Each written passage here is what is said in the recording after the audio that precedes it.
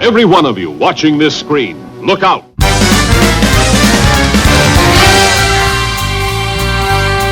Anything can happen in the next half hour.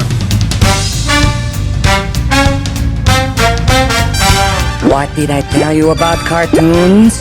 They've got a lot of brains, and they've got a lot of chutzpah. Tell me how comic books make you feel, Dave. Surely you can't be serious. I am serious, and don't call me Shirley.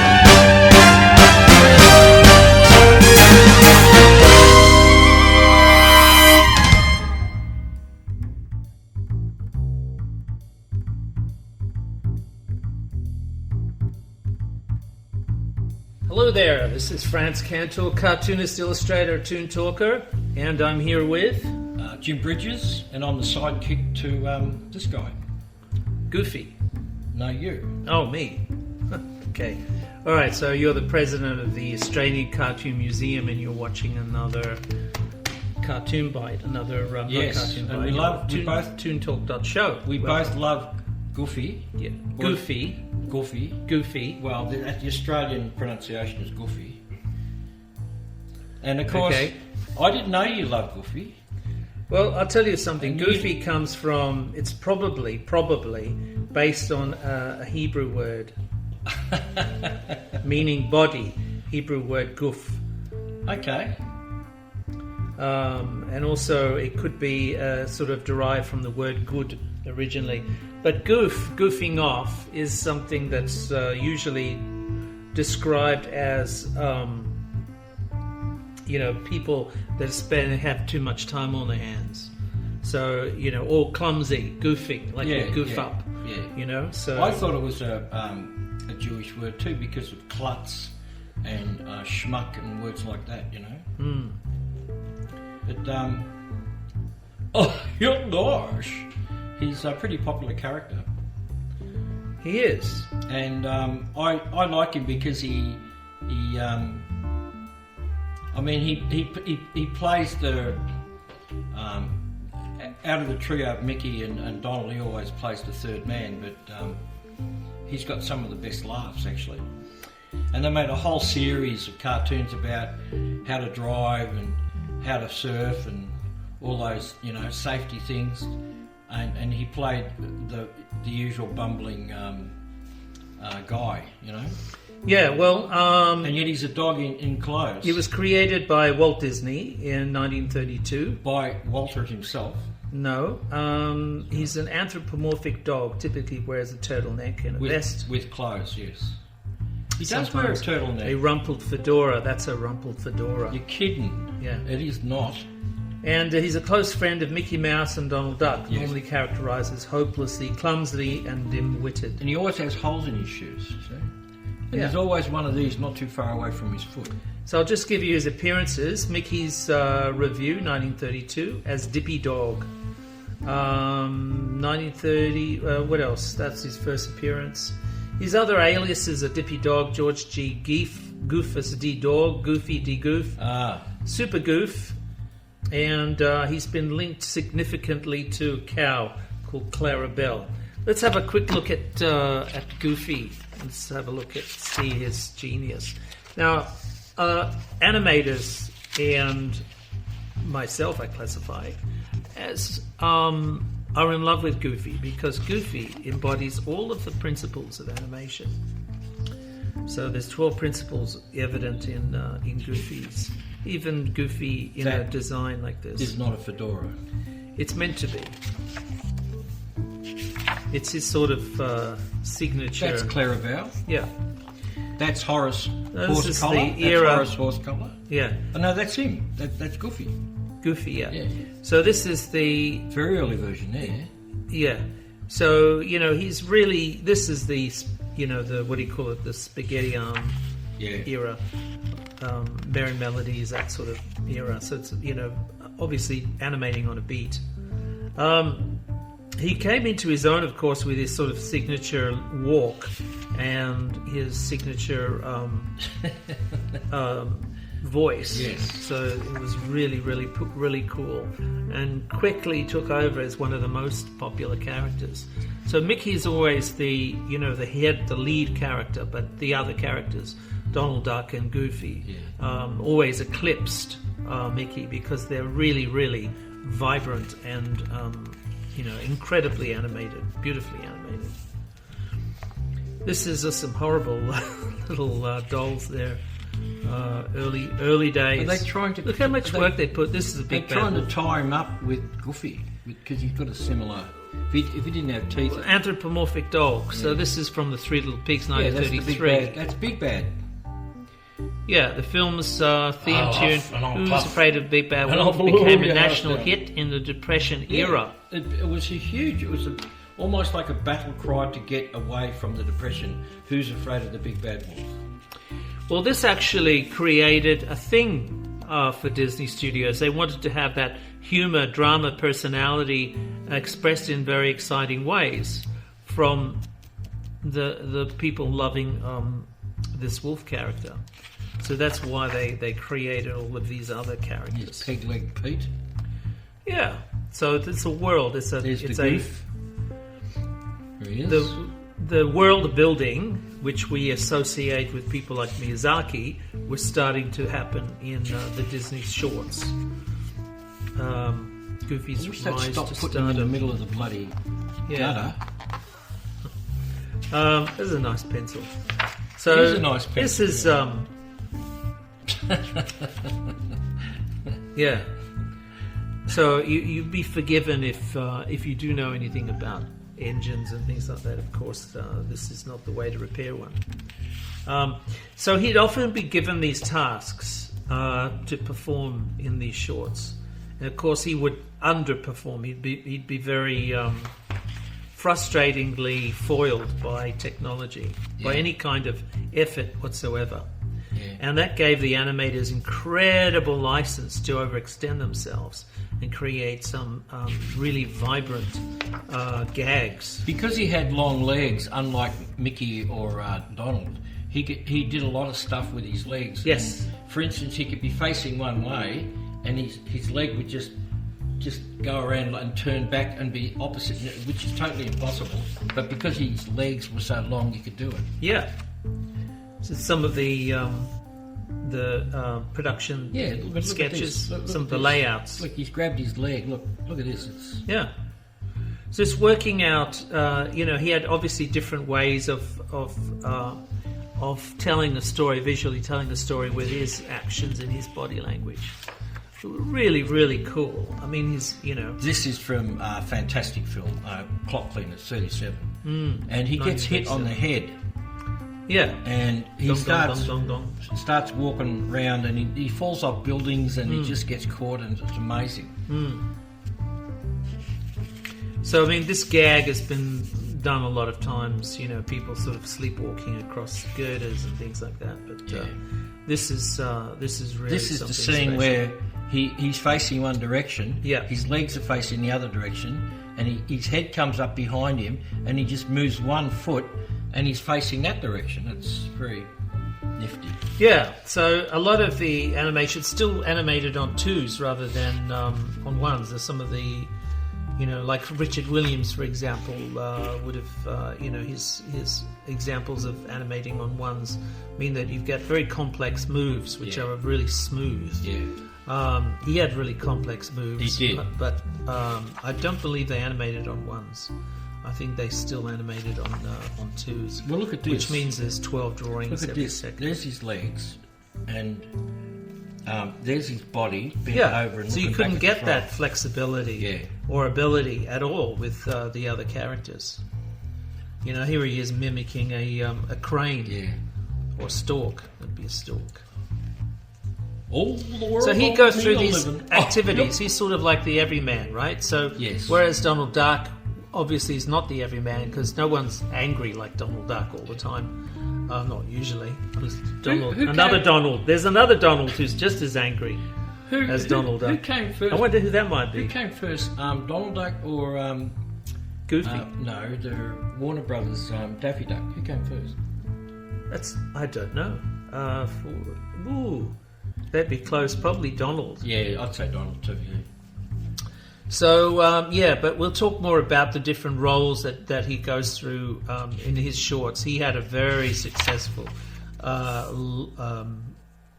range of short films.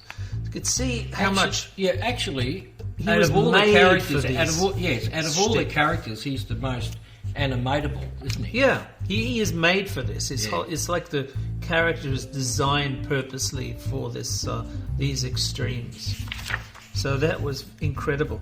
Okay, so this is now from How to Play Golf. Yeah, How to Play Golf or something. How to Ride a Horse, 1941. Yeah. How to Play Golf, 1944. Look at the eyes. That's really funny. Yeah. So these how-to films, Yeah. right? Obviously, Goofy would. Everyman. He played the Everyman. Everyman, yeah. But they're like public service announcements almost. They're like Yes. training films. Yes. We'll send up a training film. Yeah, or nature films, or Yeah. how to fish or something. Welcome to the big outdoors, and this is how they'd unfold these stories. And when I was a kid watching these on a Sunday night on The Wonderful World of Disney, this was the happiest time of my entire life, watching Goofy on a Sunday night. And there weren't the films are not very long; they're only about 5 minutes long. Yeah. But there was So you'd love them because they're only 5 minutes long, Brilliant, absolutely brilliant. Perfect end to a Sunday. Sort of in your jammies, have your dinner, getting ready for bed, school the next day. Well, for me, I was playing hooky the next day. So no school for me, but just that Sunday night feeling was really beautifully set by Goofy. I remember the covers of the Disney comics, and if Goofy was on the cover, I would spend more time looking at him because there was more gags with him. He was born you could put more gags into him. Yeah. So he went through different styles, different things, and there's a YouTube video that explains all the different looks that he's gone through, the different evolution. Sometimes in some of the films he's sort of more pinkish and more human-like. Yeah, So the later ones. still more, but still able to be incredibly, articulate for the animation, for the gags. So this is, it's like they're, what can I say? It's just pure joy in every line. It's amazing animation. Somebody that like me that grew up with Bugs Bunny, the Bugs Bunny show every day of my life, and just really loving, the extremes, the fluid lines and things. Watching Goofy on a Sunday was brilliant. It was just the best thing ever. And of course, there's a warm place in every animator's heart for bull gags, because they're so full of, it's just such an incredible amount of aggression and power and humour. Yeah, I'm just laughing because there's about 4 or 5 Bugs Bunny films about obviously Picasso would have made a great animator, Yeah. Well, I don't know. He was into bulls. Yeah, big time. Look at that. It's just brilliant. There's so much movement. There's so much power compressed in that picture.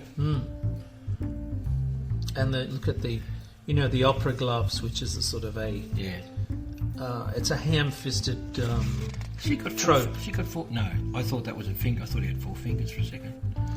5 fingers. Well, the reason why they have 3 fingers is because they have to make them thick.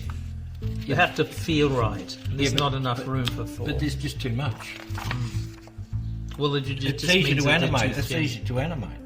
No, it's not that. That's not the reason. No. It's because they don't look right. It's sort of like a caricatured size relationship.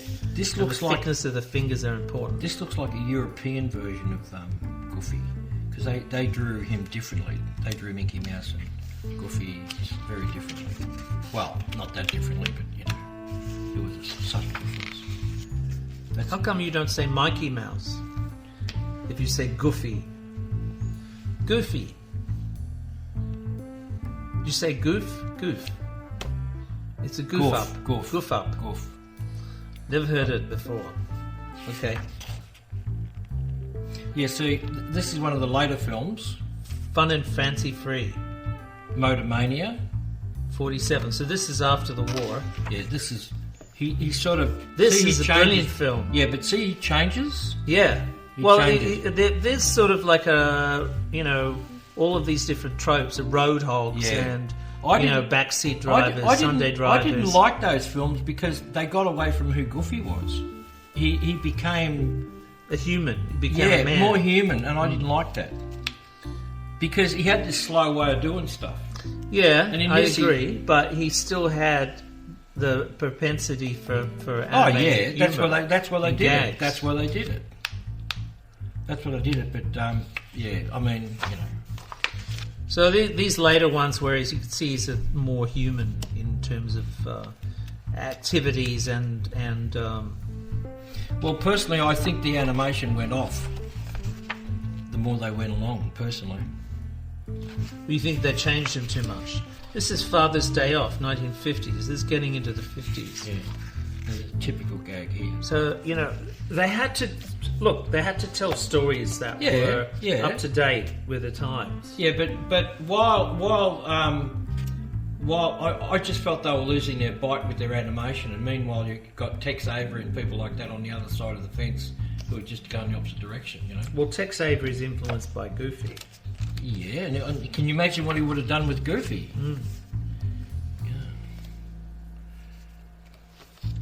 So these are Goofy in the World. This is how he was presented, always in the troupe of Mickey and Donald. He didn't have his own comic series. No.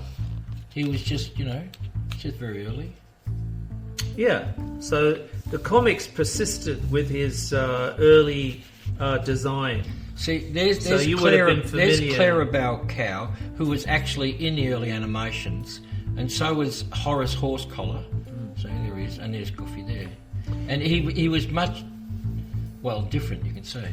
Well, this is different to the films. Yeah. So you probably weren't aware, you weren't familiar. No, but I've got some of the first films I ever saw in my life were the earliest black and white Silly Symphonies, black and white ones. Yeah, the Silly Symphonies. No, they were pre-Silly Symphonies. Yeah, but that's that design, the spaghetti arms. This. Yeah. And he was these were but main, not main characters, but they were definitely in it, See, that's early. Yeah. He's more dumb, if you can,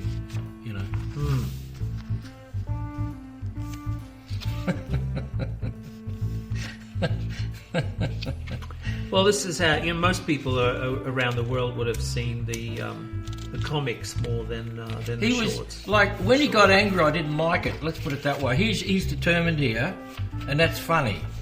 And here he's offering flowers to a figurehead, and this is very funny. He bows to the Statue of Liberty. She bashes him on the head, and that's when he gets dizzy. Well, that's the clock cleaners. Yeah, that's what it is. Yeah, I'm very familiar with it. I've seen the clock cleaners over 100 times. I used to show it to my children and take it to the kindergartens and the schools they went to, and we used to show it on the ceiling and everything. The kids loved it. And I used to slow it down for the kids, and they loved it. And they all sat around and drew. Yeah. So underneath his, this is an interesting note. Underneath his hat is a top knot. Yeah. Which is a bone that's on the top of his head. You only saw it when he took his hat off when he got bashed on the head, and it got bigger. His hat obviously gets shorter and longer, doesn't it? Here we go. Pinto Colvig. Yes. Musician, gag man, former clown, was Goofy's voice. There's Walt. Gosh. He was the voice of Mickey Mouse. Yeah, Walt Disney. He had to do something. That's Clock Cleaners. I like all these sketches. Says Clock Cleaners. Yeah. That's Clock Cleaners. You've got to see Clock Cleaners. I don't know if it's on YouTube. You've got to see it. It's wonderful. It probably Very is. funny. Yeah. Oh, here we go. Some directors, Goofy directors. Jack Kinney. He looks like he's been through the mill, doesn't he? Wolfgang. Looks like he's been through the mill. Wooly Reitherman. Yeah, he did features too. I remember seeing his name. Oh, it's nice. Very nice. 1930s. One of the models did. That's So a maquette. He was the Joker card. studio. He was the Joker card. The Goof. Yeah. They're very WD early. copyright. WD end. Walt Disney. Yeah. Dippy the Goof. They're very early. A lot of people think he's a horse, but he's not. Well, there is another horse character, like you said. But Horace. he disappeared pretty early. He disappeared in the 30s. I don't think he even got into the war. See, these are the... Yeah, I never liked those drawings. But he was all right, but these ones... Well, I guess they had to, in the 60s, they had to do something to... this is actually a very good film. Christmas Carol, Mickey's Christmas Carol. Yeah, I was disappointed because of how they handled Scrooge. Scrooge is one of the best characters ever invented in comics by Carl Barks, and they've tried to animate him. They've given him a terrible voice. And they just haven't... Alan Hale was... No, Mr. Wilbur. Wilbur. Yeah, he was the voice of... was he? I think so. I love that expression. I love that expression. Yeah, well, it's just sort of like the, perennial happy idiot. Yeah, that's right. And when he got too upset and angry, I didn't like it because it was sort of out of character. That's out of character. Well, that's interesting because the early characters, obviously, this. There's not a mean bone in his body. Yeah. But just the fluidity, the ability to create this incredible animation, and even with the more human ones, I love the human ones because they were so inventive of situations that apply that you could read, you could understand. Not everybody could understand fishing. No, with grasshoppers and worms and things like that. Yeah. But driving cars. Yeah. This is bringing Goofy into the modern world to have him as a father, how to be a father.